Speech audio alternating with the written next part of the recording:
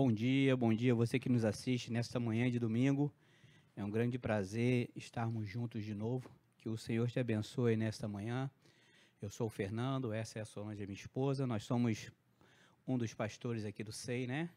E nesta manhã nós estamos reunidos mais uma vez para finalizar hoje o segundo livro de Pedro, né? No capítulo 3.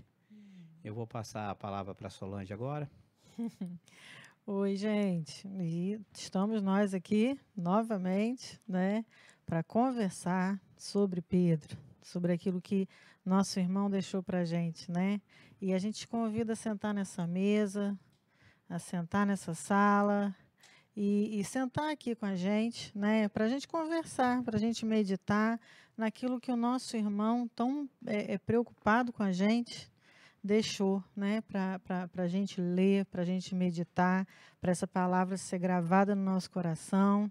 E aí a gente queria te convidar ainda para mais uma coisa, né, já que a gente vai terminar hoje, 2 Pedro, né, quem sabe você fica com gostinho aí, aproveita o ensejo, pega a primeira, né, a primeira carta que ele deixou, vai lá, faz da mesma forma que a gente foi fazendo, né? Isso aí.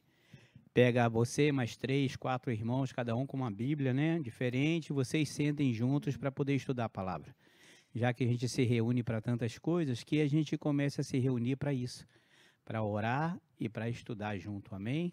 Pois é, pega aí um dicionário, sabe? Porque às vezes a gente pensa que a gente sabe o significado das palavras.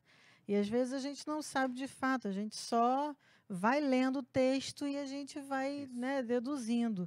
Mas Uhum. quando você para, né, com cuidado e você pergunta, mas o que ele quis dizer, né? O que essa palavra aqui quer dizer? Eu sei o que ela significa, mas ela tem outro significado? E aí, quando você vai atrás disso, é que começa essa mesa, né? Os irmãos conversando, e aí a gente vai se edificando. E é muito interessante, porque a gente está terminando hoje 2 Pedro. E a gente fez de uma forma muito curtinha, né? Mas se a gente sentar de novo, né, a gente vai ver coisas novas. E Glória a a gente Deus. vai ter outras revelações. Se a Amém. gente sentar, então, com outras pessoas, Melhor ainda. aí que vai ser novo de novo. Quanto mais gente, melhor, né?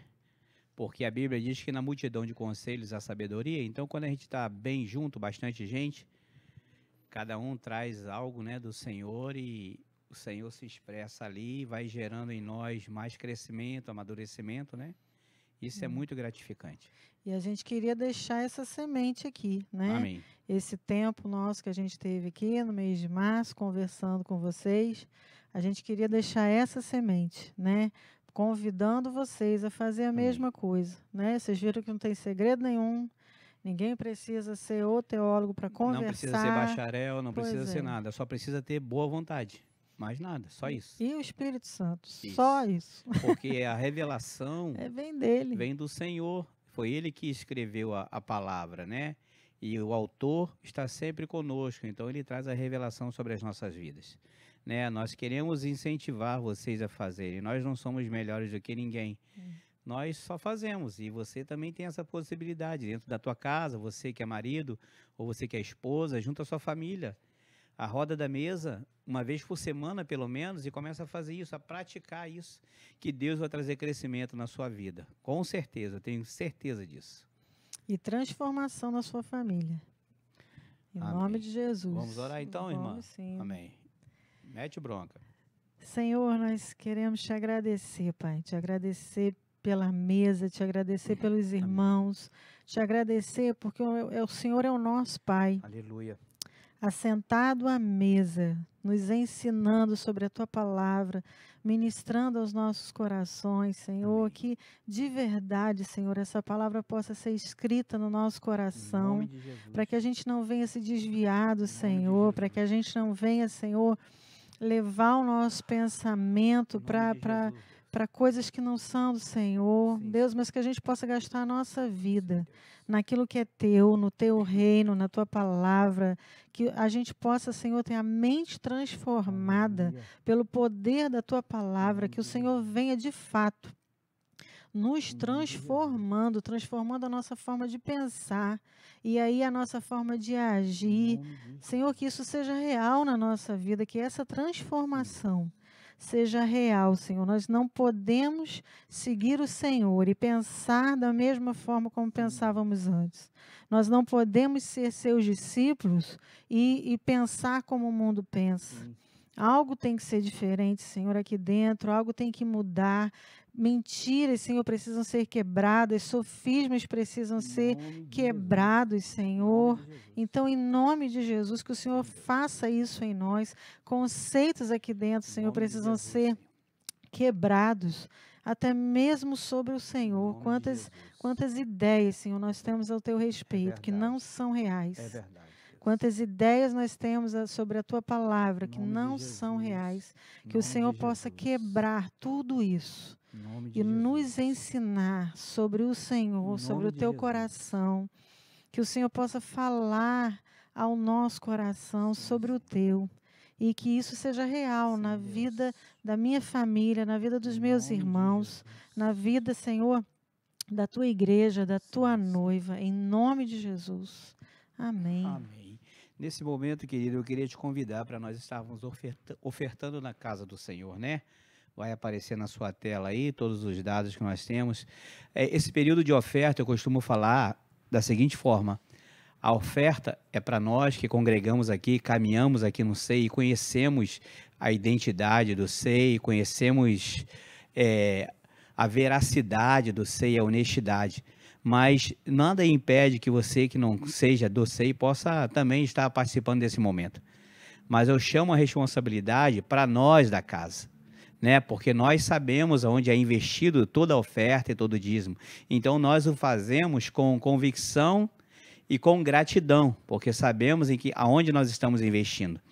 Mas que você possa ter esse privilégio nesta manhã, e se você tiver esse desejo, né, que você participe conosco desse momento. Vamos orar então ao Senhor. Pai, em nome de Jesus, nós agradecemos ao Senhor nesse momento, porque verdadeiramente mais, como está escrito na tua palavra, que daremos nós ao Senhor por todos os seus benefícios.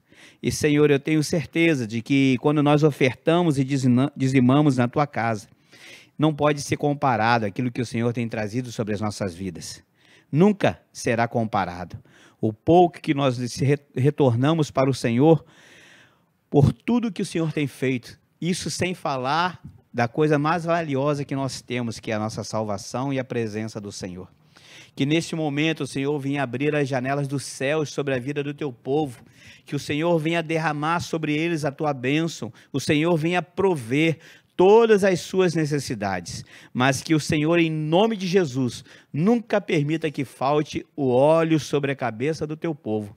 Nunca permita que falte a alegria sobre a vida do teu povo, porque como está escrito, a alegria do Senhor é a nossa força, e que nesta manhã o Senhor multiplique sobre a vida do teu povo alegria, graça, prosperidade, provisão e presença do Senhor. Nós agradecemos ao Senhor nesta manhã e declaramos que só o Senhor é Deus, em nome de Jesus. Amém? Queridos, então nesta manhã, como nós já estamos falando com vocês já todo esse mês, nós estamos aqui na segunda carta do apóstolo Pedro. Hoje nós estamos no último capítulo, no capítulo 3, e nós vamos falar aqui hoje sobre o versículo 8, versículo 9, nesse momento, né? Então eu vou ler para vocês. Logo, amados, não se esqueçam disto. Para o Senhor, um dia é como 1000 anos, e 1000 anos como um dia. Na verdade, o Senhor não demora em cumprir sua promessa, como pensam alguns. Pelo contrário, Ele é paciente por causa de vocês. Não deseja que ninguém seja destruído, mas que todos se arrependam. Amém? Amém. Uma das coisas que a gente pode destacar aqui, porque essa é uma coisa que, né, é um versículo que todo mundo conhece. Para o Senhor, um dia como 1000 anos e 1000 anos como um dia. Mas o que é isso? O que isso significa? E na nossa visão, isso explica o quê? Né? Porque o tempo foi feito para a gente. Quem precisa, né, de manhã, tarde, noite, quem precisa das horas no relógio, quem precisa disso tudo somos nós. É o nosso cérebro que precisa dessa informação. Deus não precisa de nada disso. Só que ele nos colocou aqui e ele fez a terra, né, ser regida por esse tempo, porque nós precisamos disso. Nós precisamos de tempo para descansar, nós precisamos de tempo para trabalhar, nós precisamos ter esses tempos divididos, né? E só que aí a gente pegou esse tempo e a gente fez com que isso reinasse sobre a nossa vida de tal forma, né, que hoje é impossível você passar um dia sem olhar no relógio. É impossível a gente conta os minutos para tudo, né? Tudo é contado. E a gente foi deixando com que isso reinasse sobre a gente. E então, quando Deus, que não precisa de tempo, né, vem lidar com a gente quer que ele se encaixe nesse tempo. Quando, na verdade, o tempo foi feito para a gente, porque a gente precisa dele, mas Deus não. Né? Então, por isso e aí a gente quer que esse tempo, né, que a gente precisa, venha reinar sobre Deus. É interessante porque a Bíblia diz que Deus é eterno, né? O tempo é para o ser humano, e a gente acaba de ler aqui que um dia é como se fosse 1000 anos e 1000 anos como se fosse um dia. O ser humano tende a pensar que Deus está atrasado, ou Deus está suportando muita coisa, Deus não está fazendo, né? E você vê aqui na própria carta de Pedro, no início, as pessoas cogitam sobre isso. Não, mas já se passaram tanto tempo e não aconteceu nada, as coisas continuam normais. Mas hoje nós vamos trazer para você o que diz o versículo 9. O porquê que as pessoas acham que Deus suporta tudo, por que Deus espera tanto, por que Deus não faz nada, se Deus existe, por que as coisas estão acontecendo dessa forma, por que Ele não vem e já define tudo, acaba com tudo. Pedro fala por que Deus não faz isso, né? É interessante que ele fala que a paciência do Senhor conosco, né? O amor de Deus para conosco, ele faz com que o Senhor se torne paciente. Mas paciente para quê? Paciente para dar tempo para você e para mim, para nos arrependermos, para mudar a direção. Lê o verso 9 aí. O verso 9, ele diz assim: na verdade, o Senhor não demora em cumprir a promessa, como pensam alguns. Pelo contrário, ele é paciente por causa de você, de mim. Não deseja que ninguém seja destruído, mas que todos se arrependam. Então, na verdade, o que ele está fazendo como ele fez com Noé, né? Dando tempo. As pessoas não tendem a pensar sobre isso. Noé ficou 120 anos fazendo a arca. Os 120 anos, o que eles significam? Eles significam o tempo que Deus deu para o povo se arrepender antes do dilúvio. Como ninguém se arrependeu, né, veio o dilúvio, levou todo mundo. Mas em que sentido que a gente fala que Deus deu 120 anos? Porque todos os dias, durante 120 anos, as pessoas se aproximavam de Moisés, viam ele confeccionando, construindo a arca, zombavam muitas das vezes dele, né, porque ainda não havia chovido sobre a face da terra, então eles não conheciam sobre isso. Então eles zombavam daquele homem, provavelmente, conjecturando, porque ele estava construindo algo que eles, na verdade, não sabiam para que se serviria, né? E Deus foi dando aquele tempo ali de arrependimento, aqueles 120 anos. E exatamente é o que Deus faz conosco hoje. Por que Ele não vem e já cumpre as promessas que Ele tem sobre a vida do ser humano, né? Que ele vai voltar, Ele vai reinar sobre a terra, né? E aqueles que são fiéis vão reinar com eles, os escolhidos. Por que Ele não faz isso? Porque Ele está sendo paciente com cada ser humano e dando a cada ser humano a oportunidade de mudar o seu caminho. O que a gente costuma dizer, Deus está tornando, nós aprendemos isso, é muito interessante, Deus está tornando cada ser humano indesculpável. Ninguém vai chegar diante do Senhor, não, mas eu não tive tempo, eu não consegui, eu não sabia, não tem desculpa, né? A gente tem que aprender que a segunda vinda de Jesus não vai ter misericórdia, ele vai vir para julgar, ele vai vir como rei. A misericórdia é agora. É o tempo que nós estamos vivendo, exatamente como Pedro está falando, agora é época de misericórdia, agora é tempo para se arrepender, mas quando ele voltar, ele não vai falar, não, eu vou te dar mais tempo para você se arrepender, não. Eu te dei muito tempo para você se arrepender, você não quis por vontade sua mesmo. Está correto isso? Gente, eu vou te falar, isso é muito sério. Quando a gente para de fato para pensar sobre isso, isso é muito sério. Porque parece até que Deus não tolera muita coisa, né? Parece até que ele vai tolerando, e ele vai tolerando a nossa forma de viver, ele vai tolerando o pecado, ele vai tolerando as guerras, ele vai tolerando tudo que o ser humano está fazendo, ele vai tolerando. Ele não vai tolerando nada. Deus odeia o pecado. E ele continua odiando. Ele não mudou em nada. Ele continua sendo santo, ele continua sendo perfeito, ele continua sendo justo, né? E aí a gente se pergunta onde é que Deus está quando tem guerra, onde é que Deus está quando vê tanta coisa acontecer. Deus está esperando eu e você, a gente se arrepender. Amém. E é isso que ele está fazendo. É interessante que no versículo 11, o que ele diz assim, que a nossa vida, ela deve ser caracterizada por santidade ao Senhor. Em algumas versões ela vai falar por devoção, mas na verdade é por santidade e fidelidade a Deus, né? Uma vida voltada para o Senhor. A nossa vida deve ser vivida dessa forma, esperando ansiosamente o retorno do nosso Rei, né? Mas não achando, Deus não está vendo nada, Deus não está se importando com nada, Deus está deixando as coisas acontecerem do jeito que todo mundo quer. Ele não está fazendo isso. Porque Deus, ele não tem prazer, né, na morte do ímpio. Deus, ele não tem prazer em destruir a humanidade, né? O prazer dele é que todo ser humano seja restaurado, a aliança que foi perdida no jardim. Por mais que ele saiba que nem todos serão salvos, mas o que foi feito é para que toda a humanidade seja salva. Mas só alcança a salvação quem entra pela porta, que é Jesus. Quem entra pelo caminho, que é Ele. Então, gente, sabe aquela frase, aquele versículo que todo mundo sabe?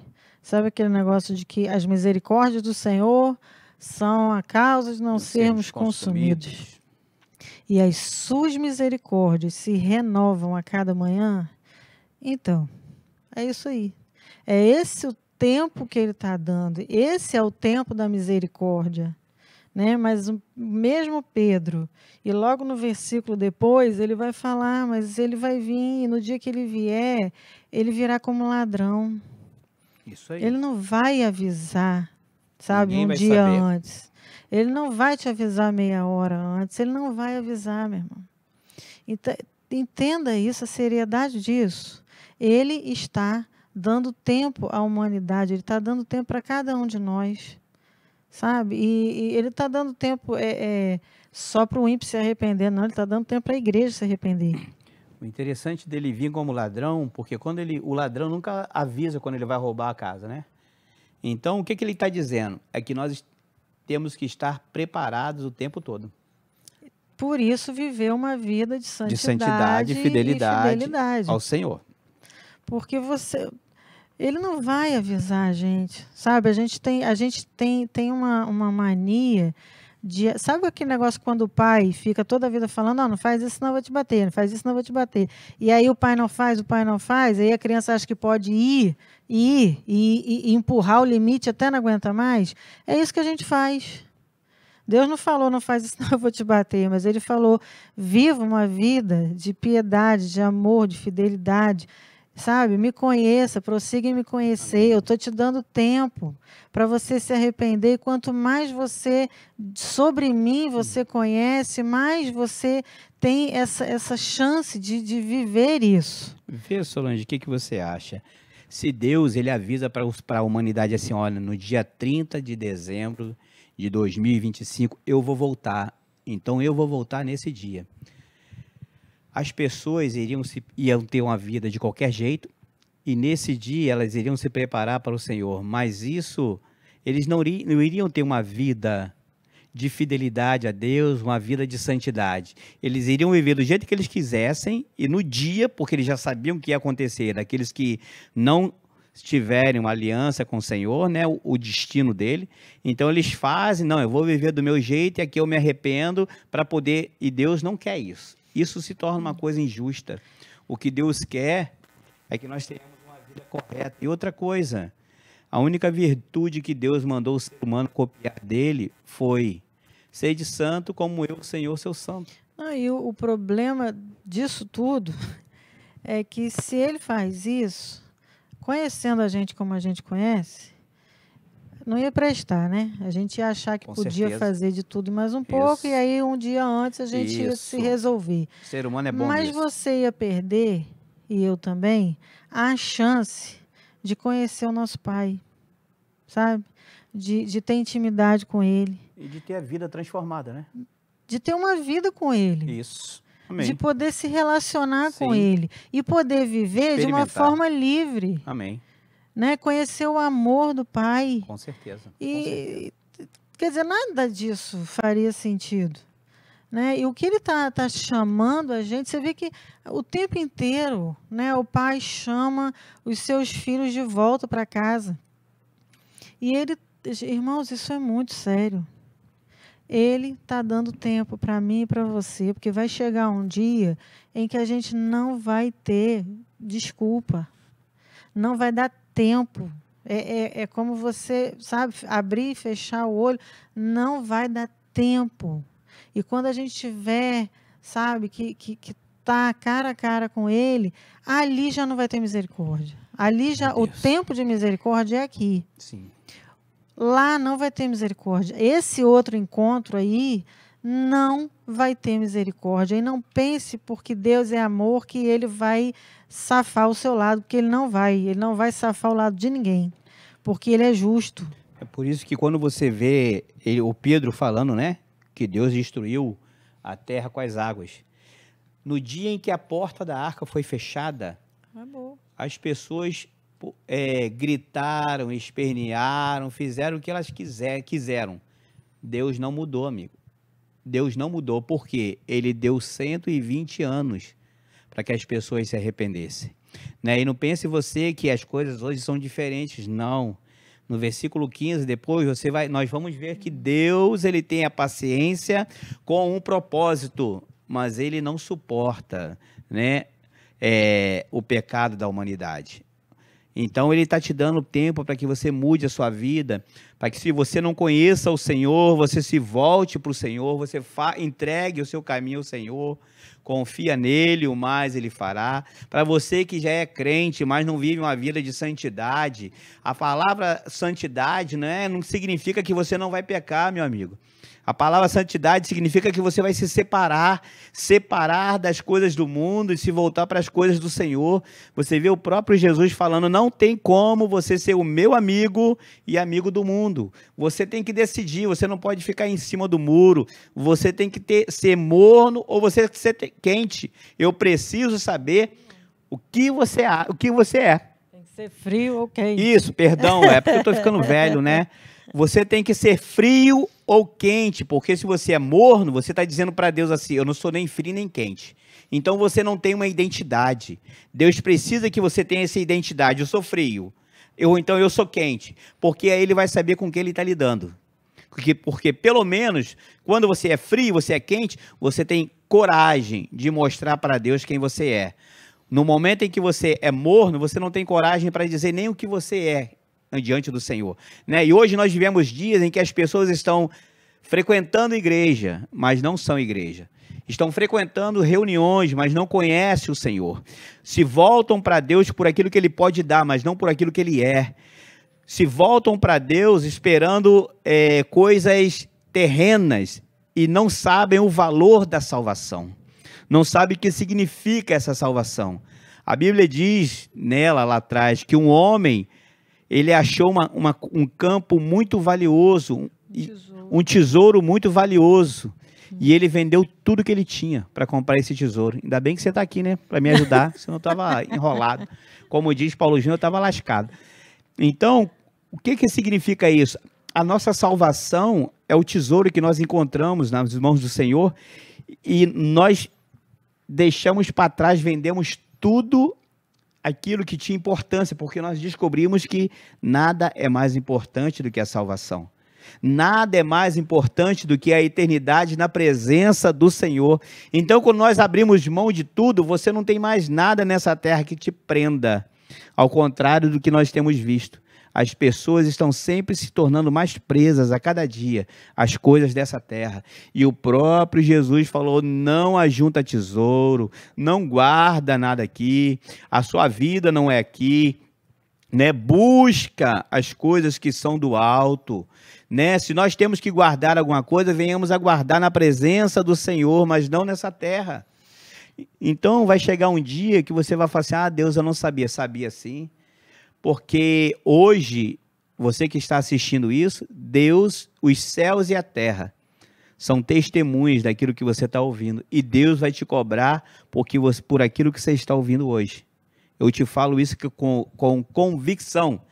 Porque a quem muito é dado, muito é cobrado, não está relacionado a um cargo eclesiástico. Está relacionado ao que você conhece do Senhor. Quando a Bíblia diz que Deus não leva em consideração o tempo de ignorância, ele não está falando que a ignorância é o certo ou errado, porque todo mundo sabe que é certo e errado. Você faz porque você quer, não porque você não sabe. Essa ignorância que ele fala é da consciência e do conhecimento do Senhor. Porque quando nós não temos o Senhor e nós fazemos uma aliança e caminhamos com o Senhor, a gente começa a conhecer do Senhor e a viver com Ele. Então, essa ignorância de que nós não tínhamos vida com Deus, Ele não leva em consideração. Mas a partir do momento que nós começamos a conhecê-lo e a vivê-lo, não tem mais desculpa. E diante do conhecimento do Senhor, a gente só tem dois caminhos. Ou você não conhece de fato, e aí é a ignorância ainda. Sim. Ou você rejeita. Né? E você só tem dois caminhos. A gente só tem... Eu posso não conhecer de fato, e aí é a ignorância, ou eu estou rejeitando. Isso, assim, Amém. Claro, obviamente, o outro é realmente você querendo conhecer, você se submetendo ao conhecimento dele. Mas o outro é você rejeitar. E olha a importância de você Amém. Entender que ele está dando tempo. Está sendo paciente. Ele está sendo paciente. E você sabe qual é o mais incrível? Ele permanece se fazendo acessível. Mesmo para aqueles que estão rejeitando. Ele permanece se fazendo acessível para todos, Amém. Para todos. Vinde a mim todos vós, né? São todos. Né? Não é para um ou para outro. Deus fala, vinde como estás, né? Ele aceita o ser humano da maneira que ele tiver. Mas a partir do momento que ele conhece Deus, Deus não aceita mais que ele viva de qualquer jeito. Né? Aí tem a questão da transformação, isso. Né? Mas entenda isso, meu irmão, sabe? Ele está se fazendo disponível, sabe? E isso é absurdo. Você pensar em Deus, se fazer acessível, disponível não, acessível, errei a palavra. Acessível isso. A todos, porque disponível não, mas acessível a todos. Amém. E isso é só pelo sangue. Isso só Cristo que pôde nos dar. Só Ele fez esse caminho de fazer o Senhor ser acessível a cada um de nós. Agora, rejeitar isso, aí já é uma decisão de cada um.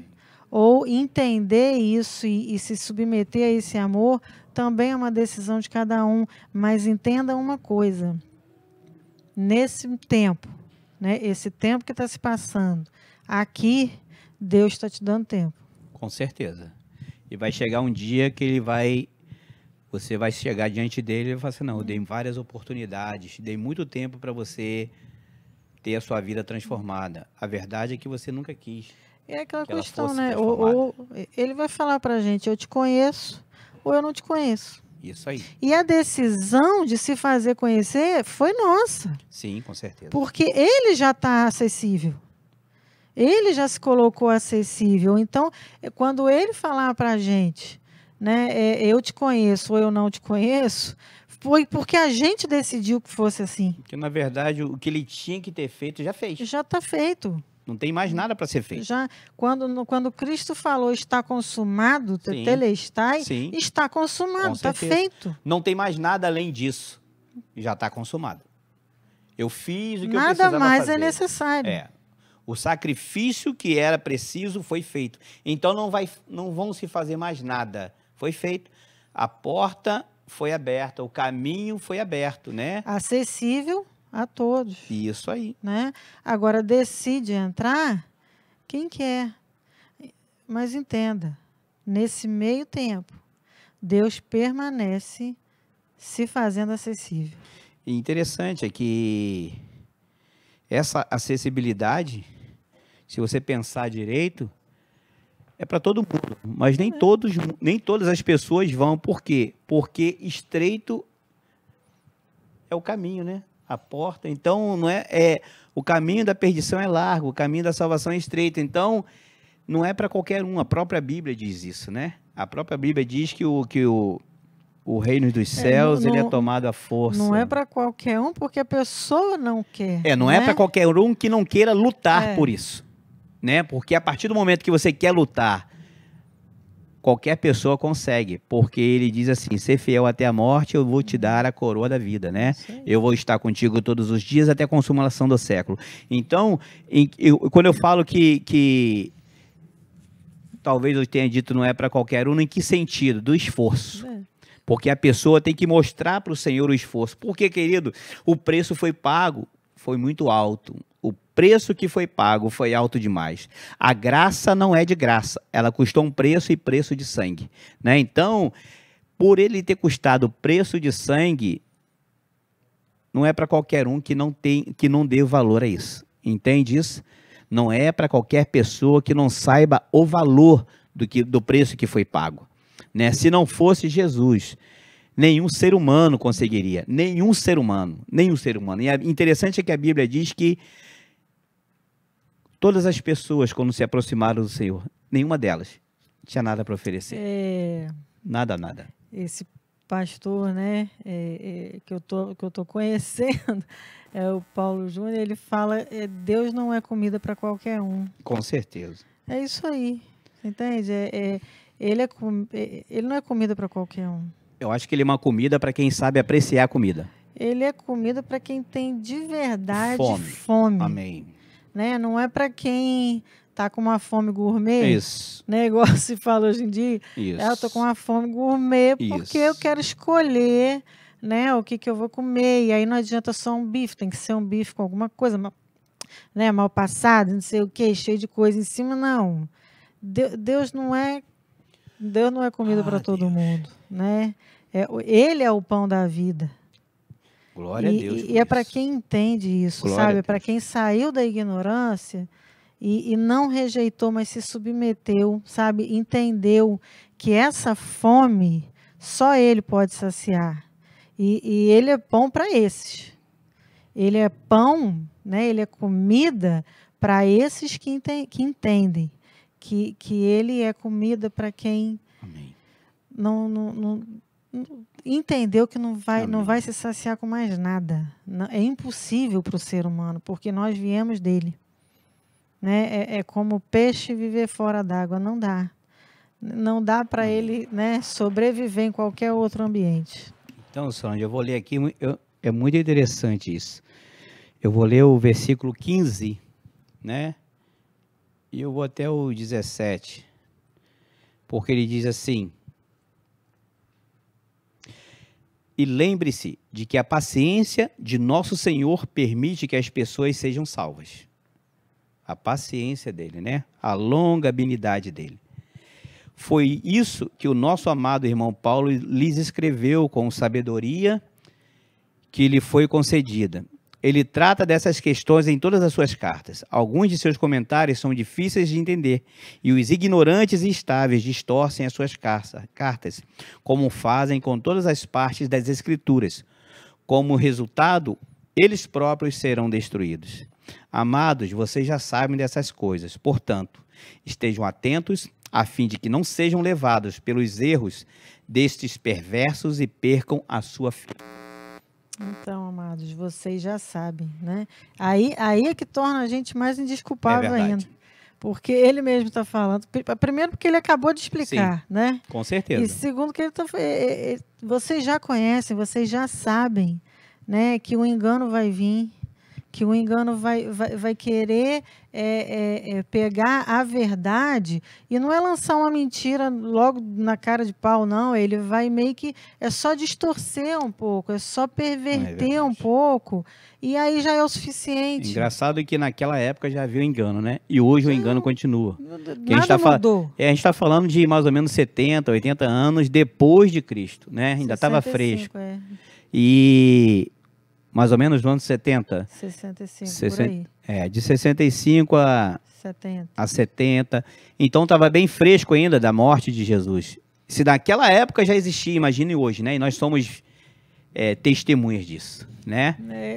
Ou seja, nem isso a gente tem como desculpa também. É verdade. Porque a gente poderia falar, não, mas agora já passou muitos anos e aí tem muito engano. Não, tinha lá também.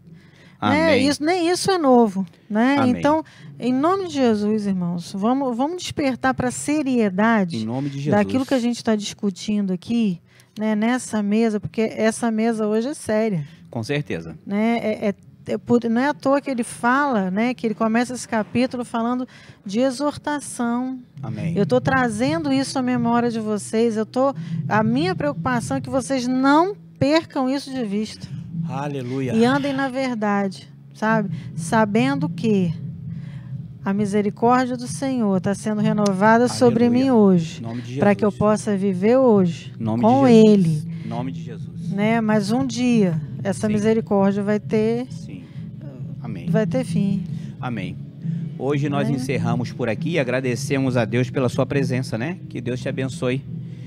Então vamos orar nesta manhã. Senhor, nós agradecemos ao Senhor pela tua fidelidade.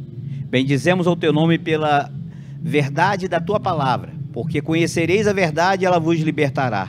E nós somos gratos ao Senhor nesta manhã pelo privilégio de estarmos aqui para podermos falar da tua palavra.